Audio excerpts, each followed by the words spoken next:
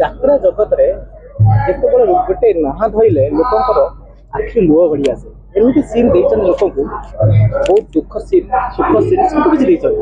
ସେମିତି ଏକ ବ୍ୟକ୍ତି ଅଛନ୍ତି ଆମ ସାଥିରେ, କିନ୍ତୁ ଆପଣ ଡାଇରେକ୍ଟ ପିଲା ଜାଣିବେ। ଆସନ୍ତୁ ଆମେ ଡାଇରେକ୍ଟ କଥା ହେବା। ଭାଇ ଆପଣ ପରିଚୟ ଟେ ପାଇବେ। ଟୁକୁନା ଲିପି କହିଲେ ଯାତ୍ରାରେ ସମସ୍ତେ ଜାଣନ୍ତି। ପ୍ରଥମେ ଯାତ୍ରାର ଦର୍ଶକ ବନ୍ଧୁ ମାନଙ୍କୁ ନମସ୍କାର, ଆପଣ ମାନଙ୍କୁ ବହୁତ ସ୍ୱାଗତ। ଆଉ ମୋ ପରିଚୟ କଣ କହିବି, ଟୁକୁନା କହିଲେ। ଆଜି ଯୋଉ ଯାତ୍ରା ଚାଲୁଛି ବହୁତ କିଛି ମୁଁ ଦେଖୁଛି, ଭଲ ଲାଗୁଛି, କଣ କହିବି ତାପରେ କଣ କହିବି?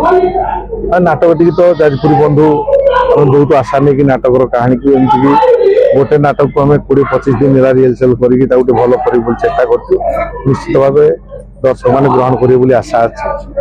ଯାତ୍ରା ଜଗତରେ କଳାକାର ସମସ୍ତେ ଆଶା ଭରସା ହଉଛନ୍ତି, ଆପଣ ଗୋଟେ ନୂଆ ଖୋଲିଛନ୍ତି ଶୁଣିବାକୁ ମିଳୁଛି, ଆପଣ ତା ଉପରେ କଣ କହିବେ? କଳାକାରଙ୍କୁ କଣ କହିବେ?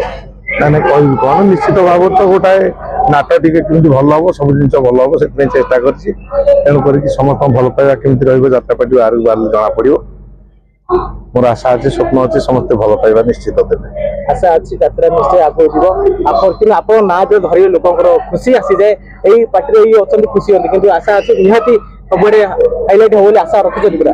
ସେଇଟା ଦର୍ଶକ ମାନଙ୍କ ପାଖରେ ନିର୍ଭର। ପାର୍ଟି ନାଁ ହଉଛି ରାଜାରାଣୀ ରଙ୍ଗମଞ୍ଚ।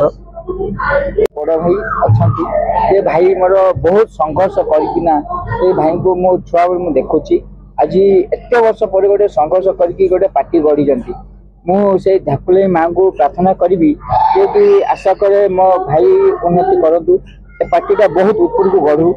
ଆଉ ଆରମ୍ଭରୁ ମୁଁ ଦେଖୁଛି ଭାଇ ଯେତିକି ମାନେ ରହିବେ ନା ଭାଇ ସେଥିରେ ଛାଡ଼ିଦେବେ ମଝିରେ? ଭାଇକି ଆଶା ଭରସା ଯୋଉ ଦଉଛନ୍ତି ସେଟା କଣ କରିବାକୁ? ଏ ଆଶା ଭରସା ମୁଁ ଆପଣଙ୍କୁ ଦଉଛି, ମୁଁ ଗୋଟେ ଗରିବ ପିଲା, ମୁଁ ଆଶା ଭରସା ଦଉଛି ଭାଇଙ୍କୁ ଲାଷ୍ଟ ପର୍ଯ୍ୟନ୍ତ ରହିବି, ମଲା ପର୍ଯ୍ୟନ୍ତ ରହିବି ଭାଇଙ୍କ ସାଙ୍ଗରେ।